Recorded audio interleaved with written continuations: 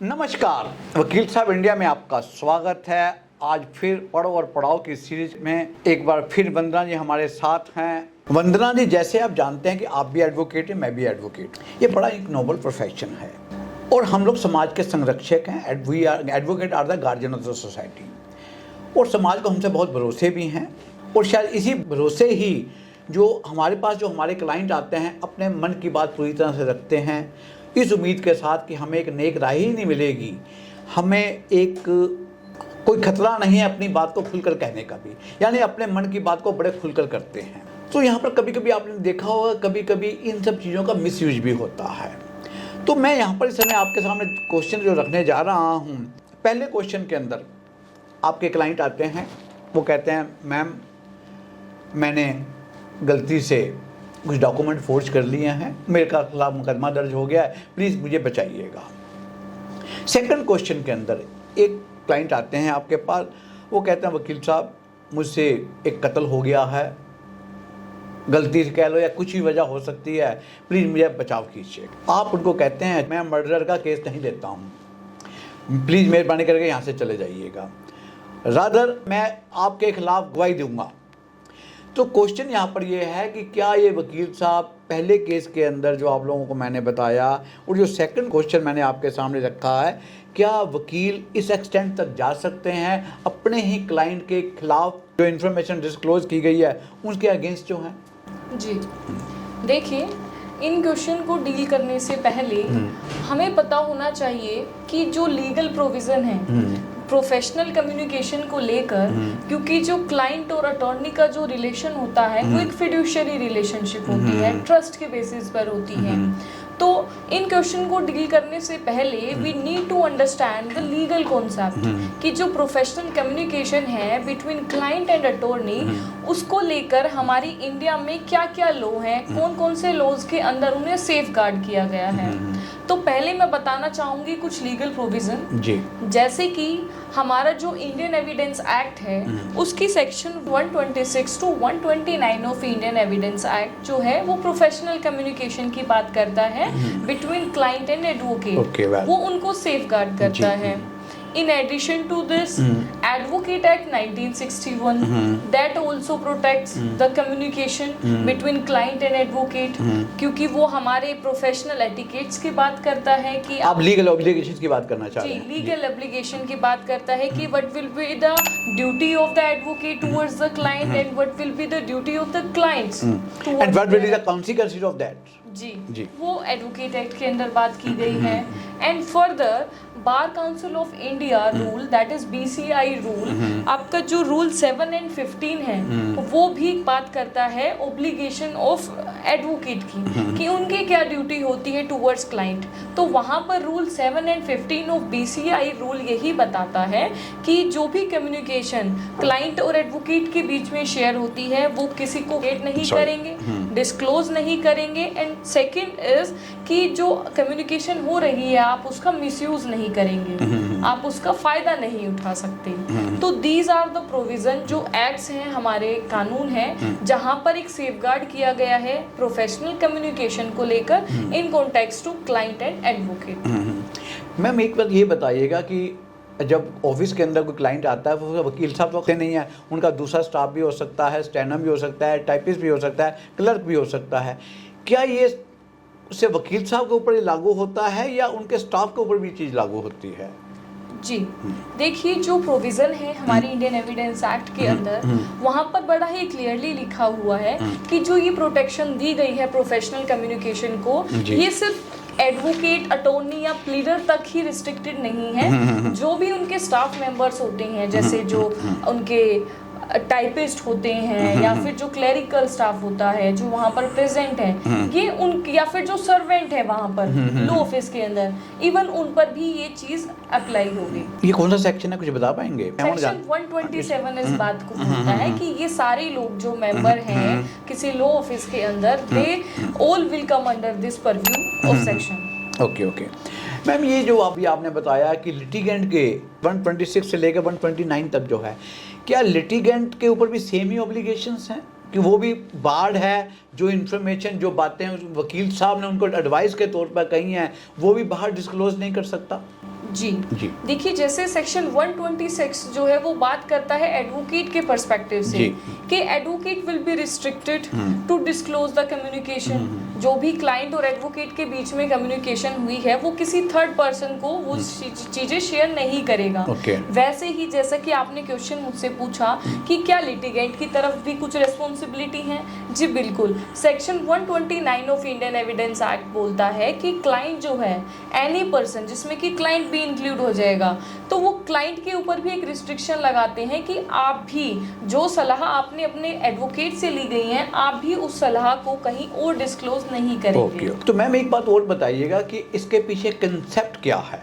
जो professional communication को जो हमने एक सेफगार्ड किया हुआ है कि जो उनकी कम्युनिकेशन है वो आप डिस्क्लोज नहीं कर सकते, उसका मेन पर्पस अगर हम देखें या मेन मोटो वही है कि जो क्लाइंट आता है किसी एडवोकेट के पास, वो एक ट्रस्ट के साथ आता है कि अगर मैं यहाँ जा रहा हूँ तो मेरे को एक प्रॉपर लीगल रेमेडी मिलेगी और मेरे को एक लीगल रिकोर्स पता चलेगा। और अगर वो अपनी प्रॉब्लम को, अपनी सिचुएशन को फ्रैंकली या ओपनली उनके सामने नहीं रख पाएगा तो अदरवाइज एडवोकेट भी उनको डील नहीं कर पाएंगे, वो उनकी प्रॉब्लम को टैकल नहीं कर पाएंगे जब तक कि उनको उनकी पूरी एक्चुअल सिचुएशन ना पता हो। मैम एक बात आपने बहुत अच्छी बात ये उन वकीलों के लिए बताया जो कि प्लीड करते हैं, कोर्ट के अंदर वकालत करते हैं, लेकिन ऐसी भी स्थितियां हैं जहां पर कि सेंट्रल गवर्नमेंट के लीगल एडवाइजर होते हैं, लॉ ऑफिसर्स होते हैं, बैंकों के अंदर लॉ ऑफिसर्स होते हैं, तो ऐसे के लोगों के लिए क्या ये प्रोफेशनल प्रिविलेज की क्या पोजीशन है? ये जो प्रोविज़न है बेसिकली अगर हम देखें इंडियन एविडेंस एक्ट में, ये बेसिकली उनके लिए ही है जो प्लीड करते हैं, who are actively in this profession. अगर जैसा कि आपने क्वेश्चन पूछा है तो उसके मुताबिक अगर हमें उन काउंसल्स के बारे में, उन लीगल ऑफिसर्स के बारे में जो कि किसी कंपनी में एज अ लीगल मैनेजर काम कर रहे हैं, तो क्या उनके ऊपर भी प्रोटेक्शन अप्लाई होगी? तो उस सिनेरियो में हमारे पास जो है दो रूल्स होते हैं जो कि हमें देखने पड़ते हैं, दो पैरामीटर्स होते हैं which we need to keep in our mind while we are dealing with this situation कि जो मैनेजर और लीगल मैनेजर होते हैं किसी कंपनी में या बैंक में जो कि एक्चुअल में प्लीड नहीं करते, ठीक है, वो ना तो एक्चुअल में प्लीड करते हैं और ना ही वो कोर्ट में जाते हैं, ना एज एन एडवोकेट एक्ट करते हैं, they just give legal advice to their employ, क्योंकि वहाँ पर वो एज अ एम्प्लॉय बात कर रहे हैं। तो वहाँ पर दो पैरामीटर्स होते हैं which we should keep in our mind. First parameter होता है कि जो पर्सन है, जिस लीगल मैनेजर की आप बात कर रहे हैं, जिस काउंसिल की आप बात कर रहे हैं, क्या वो फुल टाइम सैलरीड है? पहला पर्सपेक्टिव। तो अगर फुल टाइम सैलरीड है तो वो तो बार काउंसिल का रूल जो 49 है उसको वायलेट नहीं करता उस हिसाब से। जी बिल्कुल, वो यही देखा जाएगा। सर देखिए, पैरामीटर्स हैं, कुछ फैक्टर्स पर हम डिसाइड करेंगे। अगर इस तरह की सिचुएशन कोर्ट के सामने आती है तो डेफिनेटली हमें उसको चेक करने के लिए हमें कुछ पैरामीटर्स देखने पड़ेंगे।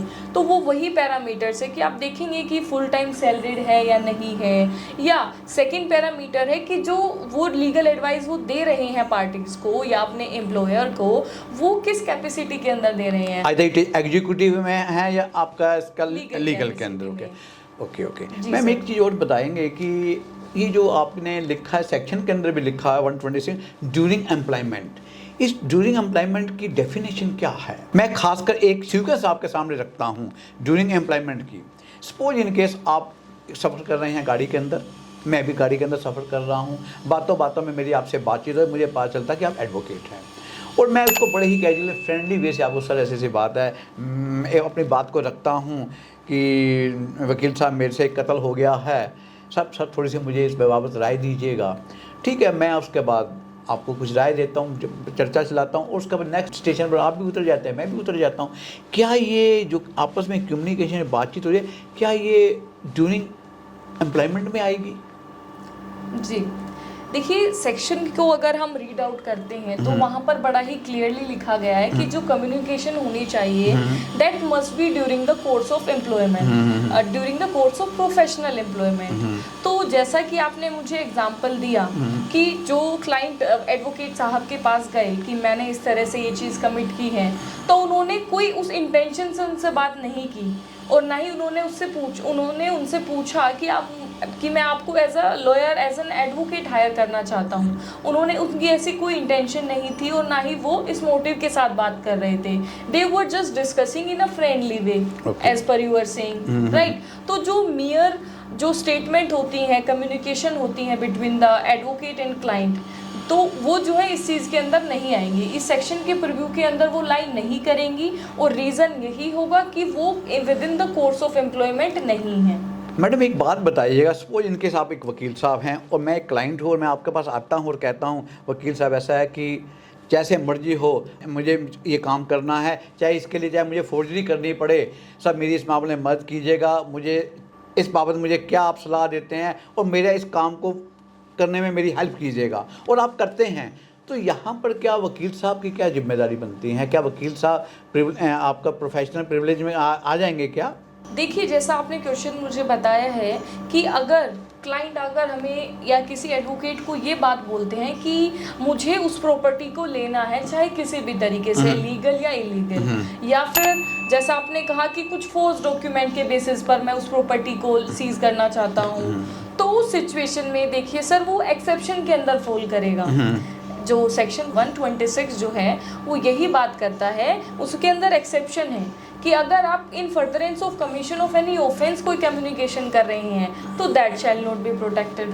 तो इसका मतलब है कि जो वकील साहब ड्यूरिंग एम्प्लॉयमेंट कोई अगर अपने क्लाइंट के साथ मिलकर किसी प्रकार की क्रिमिनल एक्टिविटी में इन्वॉल्व हो जाते हैं, उसमें मदद करते हैं, तो ऐसे केसेस के अंदर कहीं भी उनको प्रोटेक्शन नहीं मिलेगी। प्रोटेक्शन नहीं मिलेगी as per the exception mentioned under section 126 of. वो इस बाबत किसी प्रकार का और कुछ अपने व्यूज रखना चाहेंगे इस इशू को थोड़ा सा कम्प्रिहेंसिव वे में बताने के लिए, कोई ऐसा कोई जजमेंट जो इसको आपको कोट करना चाहें? जी, एक जजमेंट है sir, that is PR Ramakrishnan versus सुब्बारामन।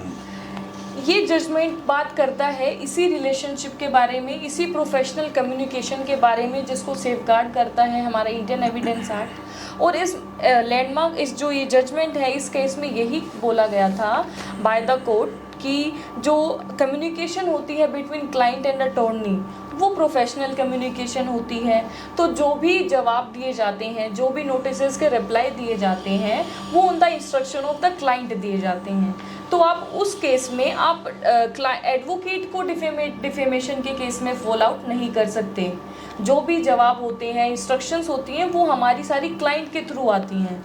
तो उस केस में, इस केस लोग जो मैंने अभी क्योट किया, इसमें यही बोला गया था कि वो सारी चीज़ें क्लाइंट और एडवोकेट के बीच में जो हैं प्रोटेक्टेड होती हैं। मैं मैडम वापस फिर दोबारा से अपने पुराने क्वेश्चन पर आता हूँ। जो पहला क्वेश्चन जो था, जिसके अंदर वकील साहब के पास एक क्लाइंट जाते हैं, वो कहते हैं कि मैंने कोई डॉक्यूमेंट को फोर्स किया है, ठीक है, और उसका प्लीज़ मुझे मेहरबानी करके मुझे बचाइएगा। तो यहाँ पर वो इन्फर्डेंस वाली कोई बात नहीं आ रही है, बल्कि को ऑलरेडी एक्ट तो हो चुका हुआ है, वो तो सिर्फ उनको डिफेंस के लिए कह रहे हैं कि मुझे बचाइएगा जो है। जी देखिए, यहाँ पर जो वो फोर्स डॉक्यूमेंट लेकर आए हैं, नहीं, ऑलरेडी वो फोर्स हो चुका हुआ है, उसके खिलाफ मुकदमा दायर हो चुका हुआ है जी, बट वो उससे बचना चाहते हैं, उससे बचना चाहते हैं। And he wants the involvement of that advocate. नहीं, वो involvement is only for the purpose हो कि मुझे बचाया जाए जो है। उसके अंदर वकील साहब कोई एक्टिव रोल नहीं कर रहे किसी प्रकार की फोर्जिंग के अंदर जो है। तो इसमें वही है, उसी कॉन्टेक्स्ट में इस चीज को देखा जाएगा। अगर वो इन फर्दरेंस की बात करता है, इन फर्दरेंस ऑफ कमीशन है, तो वो नहीं आएगा। और जैसा कि आपने कहा कि इन फर्दरेंस नहीं है, तो वो उसके अंदर प्रोटेक्शन मिल जाएगी, अदरवाइज नहीं मिलेगी। तो वो कम्युनिकेशन प्रिविलेज के अंदर आ जाएगी, प्रोफेशनल। सेकंड क्वेश्चन जो मैंने आपका रखा कि एक वकील साहब के पास वो जाते हैं कि मैंने कत्ल किया है, और वकील साहब कहते हैं कि मैं मर्डर का केस नहीं लेता हूं, तो क्या ऐसे केसेस के अंदर जो है वकील साहब कहते हैं कि मैं तो बल्कि तुम्हारे खिलाफ गवाही दूंगा, क्यों आप लोगों ने मेरे सामने ये बात को कन्फेस किया है, क्या ऐसे केसेस के अंदर क्या वो वकील साहब उसके खिलाफ गवाही दे सकते हैं? क्या वो प्रोफेशनल प्रिविलेज के अगेंस्ट नहीं जाएगा? जी, इस इलिस्ट्रेशन का आंसर यही होगा कि जो कम्युनिकेशन, जो कन्फेशन क्लाइंट ने अपने एडवोकेट के सामने किया है और वो चाहते हैं कि उनको उन क्लाइंट को एंगेज करने के लिए, तो वहाँ पर एडवोकेट ये नहीं कह सकते कि मैं आपके अगेंस्ट वो चीज़ टेस्टिमनी यूज़ करूँगा। तो इसका मतलब है कि इसका आंसर होना चाहिए नो, वकील साहब जो उसने आपस में कम्युनिकेशन हुआ है उसको वो डिस्क्लोज नहीं कर सकते। नहीं कर सकते, वो प्रोटेक्टेड होगा as per section 126। Thank you very much Vandana ji, आप लोगों ने बड़े अच्छे ढंग से भी अथॉरिटी के सारे अपनी बात को रखा है, बताया है कि आखिरकार प्रोफेशनल प्रिविलेज कम्युनिकेशन होती क्या है। और एक क्वेश्चन और जाती है, और मैम एक और बता दीजिएगा कि अगर सपोज इन केस कोई वकील साहब इसका मिसयूज करता है प्रोफेशनल जो कम्युनिकेशन प्रिविलेज का, उसके कॉन्सिक्वेंसेस क्या होंगे? क्या वकील साहब के खिलाफ क्या कार्रवाई की जा सकती है? जी, अगर वो जो उनकी लीगल ऑब्लिगेशन है एडवोकेट की, अगर वो उनको फुलफिल नहीं करते हैं और वो किसी कम्युनिकेशन का मिसयूज करते हैं, तो आप उनके खिलाफ it would amount as a professional misconduct. Disciplinary कार्रवाई, डिसिप्लिनरी आप एक्टिविटी जो एक्शन है वो उनके अगेंस्ट कौन ले सकता है? एडवोकेट एक्ट के अंदर आप एप्लीकेशन लगाइए, किसके पास? बार काउंसिल ऑफ दिल्ली, जो bar council of India concern जो है, हाँ। जो कंसर्न अथॉरिटी है जी, जी। जिस भी पर्टिकुलर स्टेट की, वहां पर आप एप्लीकेशन पुट आउट कीजिए और अपनी सारे ग्रीवेंसेस लिखिए और उनके खिलाफ कि जो वकील है- साहब ने हमारे खिलाफ जो है हमारी स्टेटमेंट को इसमें मिसयूज किया जा रहा है। जी बिल्कुल, तो उनके अगेंस्ट एक डिसिप्लिनरी कमेटी बैठेगी and they will look into this matter. Okay, thank you very much ma'am. बहुत खुशी है कि आप लोगों ने बड़े अच्छे ढंग से अपनी बात को रखा, पढ़ो और पढ़ाओ सीरीज को आगे बढ़ाया। हम कोशिश करेंगे कि आगे भी आपका और साथ लें और इस सीरीज को और आगे बढ़ाएं। Thank you very much ma'am. Thank you sir.